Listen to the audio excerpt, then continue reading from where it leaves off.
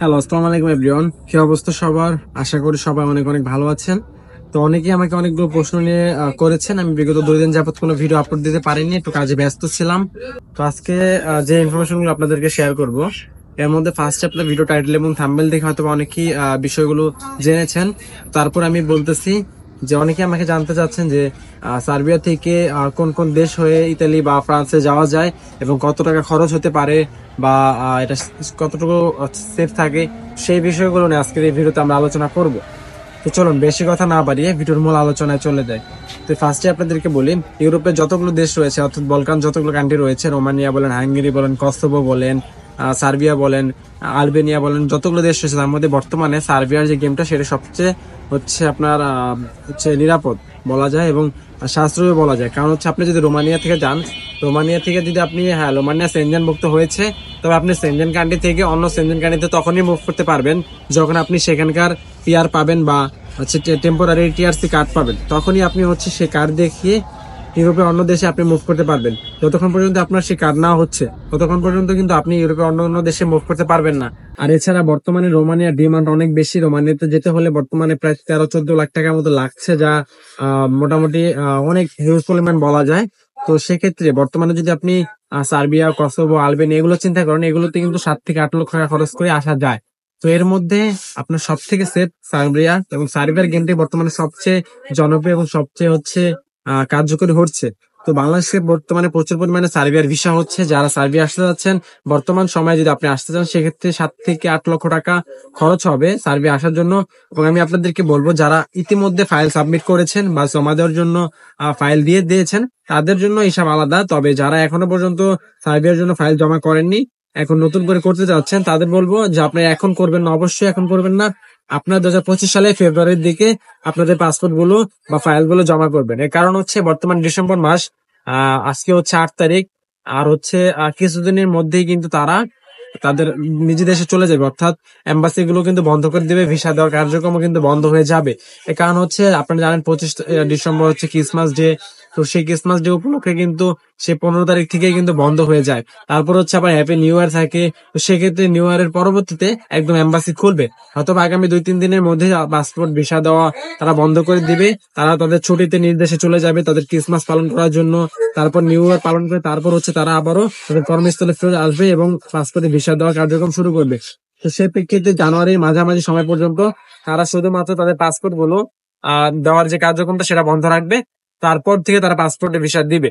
তো আগামী বছর কি পরিমাণ পাসপোর্টে ভিসা দেয়, সেরকম ভিসার যে প্রসেসটা সেটা দেখে তারপর হচ্ছে আপনারা সার্বিয়ার জন্য আবেদন করবেন। যদি সার্বিয়ার হচ্ছে আপনার যে পাসপোর্টে ভিসা দেওয়ার প্রক্রিয়াটা বা রেজিস্ট্রিটা যদি কমে যায়, সেক্ষেত্রে সার্বিয়াকে আপনার না চয়েস করলেও চলে। কারণ হচ্ছে আপনি 1 বছর অপেক্ষা করার পর যদি ভিসা না পান, তো সেটা ব্যর্থতা। তারপর হচ্ছে ভিসা আবেদন করতে অনেক টাকা খরচ হবে। তো যাই হোক, যারা ইতিমধ্যে সার্বিয়ার জন্য এসেছেন বা সার্বিয়া আসতে চলেছেন, ভিসা হয়ে গেছে, এখন হচ্ছে আপনারা ফ্লাইটের জন্য অপেক্ষা করতেছেন, বা নতুন করে যারা আসবেন, আসার পর আপনারা যদি সার্বিয়া যেতে চান, সেক্ষেত্রে আপনাকে অনেকগুলো মাধ্যম রয়েছে। আপনারা হচ্ছে পায়ে হেঁটে গেম দিতে পারবেন বা আধা ট্যাক্সি গেম দিতে পারবেন।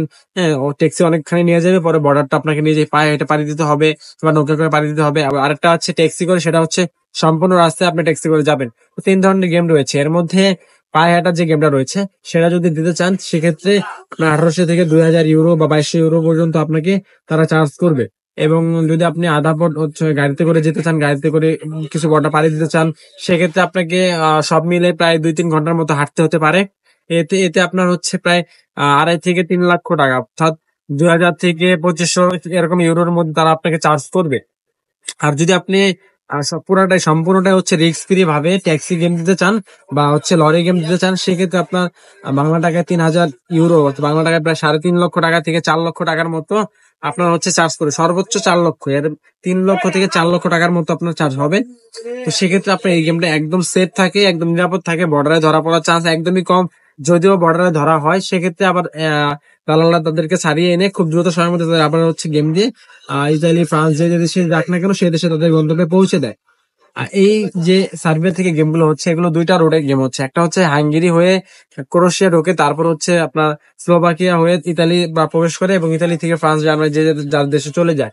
এবং আরেকটা হচ্ছে, সেটা হচ্ছে সার্বিয়া থেকে বসনিয়া, বসনিয়া থেকে ক্রোয়েশিয়া, ক্রোয়েশিয়া থেকে স্লোভাকিয়া, স্লোভাকিয়া থেকে ইতালি। তো এই যে রোডটা বললাম, দ্বিতীয় যে রোডটা, এই রোডটা হচ্ছে সবচেয়ে সেফ। কারণ হচ্ছে আপনারা যদি ইতালি সার্বিয়া থেকে বসনিয়া যেতে চান, তাহলে আপনাদেরকে গাড়ি করে বসনিয়ার বর্ডারে নিয়ে যাবে। বর্ডারে নিয়ে যাওয়ার পর একটা জঙ্গল দিয়ে হালকা 5 মিনিট হাঁটার পর একটা নদী পড়বে, ছোট একটা নদী। তো সেই নদীটা 5 মিনিট একটা নৌকা করে পার করে দিবে। পার করে দিলে আপনার বসনিয়া পৌঁছে যাবেন। বসনিয়া যাওয়ার পর সেখান থেকে জঙ্গলটা 5 মিনিট 10 মিনিট হাঁটার পর সড়কে যখন উঠবেন, সড়ক থেকে আপনারা গাড়ি করে, আবারও গাড়িতে করে আপনাদেরকে একদম হচ্ছে ক্রোয়েশিয়া বর্ডার পর্যন্ত নিয়ে যাবে। ক্রোয়েশিয়া বর্ডার পর্যন্ত নেওয়ার পর সেখান থেকে আপনাদেরকে প্রায় 1 ঘন্টার মতো হাঁটতে হবে, বিভিন্ন ধান ক্ষেত ক্ষেত এগুলো দিয়ে হেঁটে। তারপর হচ্ছে ক্রোয়েশিয়া বর্ডার পার দিতে হবে। ক্রোয়েশিয়া বর্ডার পার করলে তখন আপনার গাড়িতে করে ইতালি বর্ডার পর্যন্ত চলে যাবেন। ইতালি বর্ডার স্লোই থাকে, সেখান থেকে অতটা চাপ হয় না। তো ওইখান থেকে আপনারা ইতালির দিকে প্রবেশ করতে পারবেন। তো মানুষ সবচেয়ে বেশি হচ্ছে যে জায়গায় ধরা পড়ে সেটা হচ্ছে ক্রোয়েশিয়ার বর্ডারে। ক্রোয়েশিয়ার বর্ডার যখন পার হয়ে তারা স্লোভাকিয়া ঢুকতে যায়, ওই টাইমে তাদেরকে ধরা ধরা হয়। কারণ হচ্ছে বসনিয়ার বর্ডার পার হতে একটা ছোট একটা নদী লাগে, এবং বসনিয়া থেকে যখন আপনি ক্রোয়েশিয়া পার হবেন তখনও আপনাদেরকে ওই জঙ্গল পাড়ি দিয়ে একটা নদী আছে, সেই নদীটা 5 মিনিট বা 10 মিনিট হচ্ছে নৌকা করে পার করে দিবে। পার করে দেওয়ার পর আপনি যখন হচ্ছে ক্রোয়েশিয়া থেকে স্লোভাকিয়া ঢুকবেন, তখন হচ্ছে আপনাকে সমতল ভূমি দিয়ে ঢুকতে হবে। এই তখনই একটা ব্রিজ আছে, সেই ব্রিজে ওই সাইড দিয়ে হচ্ছে আপনাদেরকে মানুষগুলো ধরে বেশি, সেটা পায়ে হেঁটে হোক বা গাড়ি দিয়ে হোক, যেখানে হোক। মানে এই বর্ডারটা একটু হার্ড। আহ একবার বা দুইবার চেষ্টা করলে অবশ্য পার হয়ে যাওয়া যায়। আর যদি সেখান থেকে আপনাদেরকে ফেরত পাঠায়, ক্রোয়েশিয়া যদি ধরে নেয়, সেক্ষেত্রে আপনাদেরকে স্লোভাকিয়া ফেরত পাঠিয়ে দিবে। আর স্লোভাকিয়া যদি ফেরত পাঠায়, তো স্লোভাকিয়া ক্যাম্পে থেকে আপনারা আবারও হচ্ছে গেম দিতে পারবেন। এবং আশা করি চেষ্টা করলে 1 মাসের মধ্যে হয়তো বা আপনারা আসতে পারবেন। আর অনেকে জিজ্ঞেস করেন কত সময় লাগতে পারে, তো তাদের উদ্দেশ্যে বলে, যদি পায়ে হাঁটা গেম দিতে চান সেক্ষেত্রে 10-12 দিন বা 15 দিন, বা কারো কারো ক্ষেত্রে 1 মাসও লাগে। এতদিন কিন্তু তারা হাঁটে না, একদিন তাদেরকে বিভিন্ন জায়গায় ঘুমাতে হয়, যেমন যে ওই যে জঙ্গলের মধ্যে ঘুমায়, ক্যাম্পে ঘুমায়, বিভিন্ন জায়গায় তারা থাকে। তো সেক্ষেত্রে অনেক সময় লাগে। আর যারা হচ্ছে ট্যাক্সি গেম করে দেয়, তাদেরকে ট্যাক্সি যদি রানিং থাকে তাহলে 2 দিনের মধ্যে তারা হচ্ছে ক্রোয়েশিয়া পৌঁছে যায়। তবে কথা হচ্ছে, যদি আপনার হচ্ছে লেট হয়, অর্থাৎ যদি অনেক সময় যে বর্ডার হার্ড থাকে, তখন স্লোভাকিয়া বা ক্রোয়েশিয়াতে বিভিন্ন হোস্টেলে বা হোটেলে তাদেরকে 2 দিন বা 4 দিন অবস্থান করায়। পরবর্তীতে বর্ডার নরম হলে তখন আবার তাদেরকে গেম দেওয়া হয়। তো সেই ক্ষেত্রে 1 সপ্তাহের মধ্যে সময় লাগতে পারে। তবে আমি আপনাদেরকে রেকমেন্ড করবো, যদি আপনারা গেম দেওয়ার উদ্দেশ্যে আসেন বা গেম দিতে চান, সেক্ষেত্রে আপনার ট্যাক্সি গেমটাকে চয়েস করবেন বা লরি গেমটাকে চয়েস করবেন। সরাসরি গাড়িতে করে আপনাদেরকে পার করে দিবে। যদিও টাকা কিছুটা বেশি লাগবে, তা সত্ত্বেও এটা সবচেয়ে সেফ। এখানে ধরা পড়ার চান্সও কম, এবং হচ্ছে আপনি এক চান্সেই পার হয়ে যেতে পারবেন।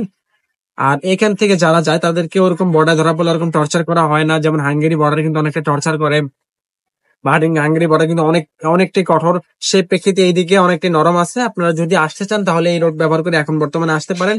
এখন বর্তমানে এই রোডটা ভালোই চলতেছে। এবং বিগত দিনগুলো যেমন রোমানিয়া দিয়ে আমরা পার হয়েছিলাম, ঠিক সেরকম কিন্তু এখন সার্বিয়া দিয়ে কিন্তু প্রচুর পরিমাণ মানুষ পার হচ্ছে। এটাই এখন সবচেয়ে জাতীয় গেম মারার রোড হয়ে দাঁড়িয়েছে। তো যাই হোক ভিউয়ার্স, দেখা হবে পরবর্তী কোনো ভিডিওতে। আপনাদের যত প্রশ্ন থাকবে আপনার কমেন্টে জানিয়ে রাখবেন। আমি পরবর্তী ভিডিওর মাধ্যমে আপনাদেরকে সেই বিষয়গুলো জানানোর চেষ্টা করব। ধন্যবাদ সবাইকে, দেখা হবে পরবর্তী কোনো ভিডিওতে। সে পর্যন্ত সবাই ভালো থাকবেন, সুস্থ থাকবেন, এবং অবশ্যই আমাদের চ্যানেলটি সাবস্ক্রাইব করে আমাদের সাথেই থাকবেন। আসসালামু আলাইকুম।